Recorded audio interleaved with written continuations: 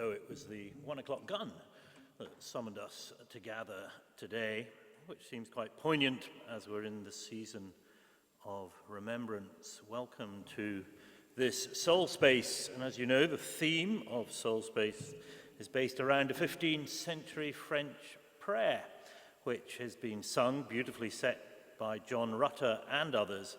And you heard it sung today by our own choir here in the parish church of St. Cuthbert. The prayer contains ways of experiencing God. And today we have been asked to think about God being in our thinking. Very early in the morning, while it was still dark, Jesus got up, left the house, and went off to a solitary place where he prayed. It's often in silence that we find ourselves thinking about God.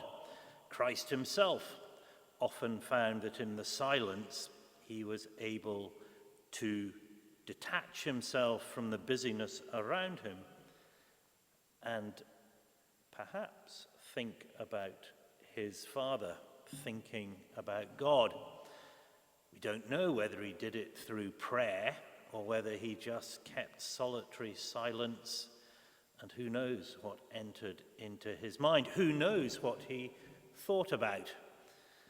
But as we know within the Christian tradition, as Christ was God and also Son of God, then one can presumably say that God was thinking every time Christ went to be by himself.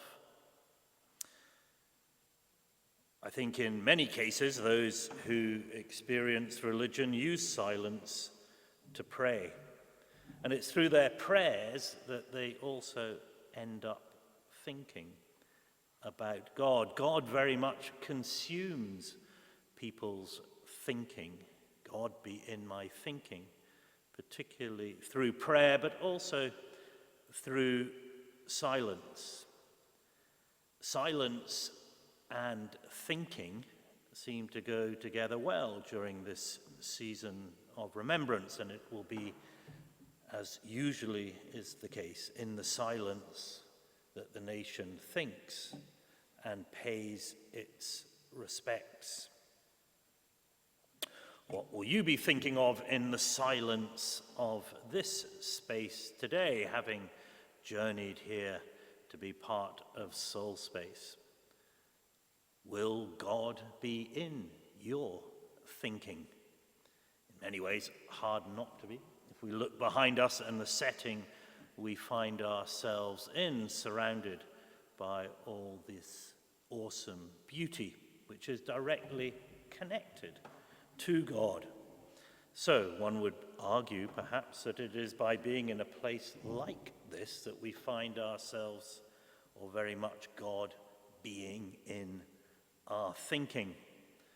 But how we allow him to be in our thinking in a space like this is very much up to the individual. And perhaps you do find yourself thinking and your thoughts turning into prayer. When we have our Sunday prayers here in St. Cuthbert's, in the intercessions, I often say, we bring before you those closest to our own hearts in the silence of our prayers. So therefore, prayer, thinking about God, silence, and this extra ingredient, hearts, seem to be very closely linked. It's interesting to note that in that 15th century prayer that forms the basis of the theme for this season of Soul Space, that God being in my thinking is in the same sentence as God be in my heart. They are joined together in that prayer. So thinking, hearts, silence, prayer, God would all seem to come together quite nicely within a period of reflection, particularly during the season of remembrance. When we gather for our Sunday prayers, and you're asked to, if you so choose to do, bring before God those closest to your own hearts in the silence. I wonder how you think about them, and do you do it by thinking about God at the same time, or are the two separate? For me personally, by being in a sacred space, I think our thinking about God being in our thinking, very closely aligns to those we are thinking about, particularly in prayer. This season, as we remember, we think of others, but in so doing, we think of them perhaps by thinking about God. And closely linked, I said, is also the idea of those being closest to our own hearts, who we line up, as it were, in our thinking through prayer about God. So as we think of those we miss at this time, and the candles were lit for All Souls on Sunday, along with the names of those placed on the memorial Christmas tree, which were brought up and placed at the foot of the font. We held those names in prayer, but also, I hope, we found ourselves that God was very much in our thinking, because it was in thinking of God as we thought of those closest to our own hearts that perhaps we found the hope and the strength to carry on when things become very difficult. There's a beautiful hymn which I think we're singing on Sunday in this place as part of our remembrance service, which links hearts, silence, prayer, and God all into the melting pot, you could say, of our thinking at this time of year.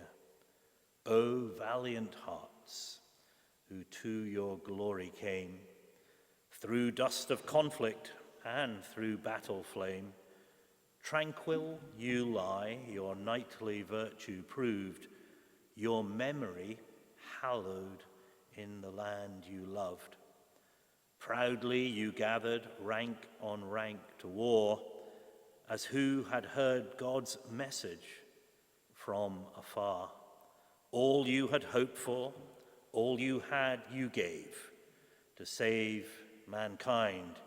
Yourselves you scorned to save. Splendid you passed, the great surrender made, into the light that never more shall fade.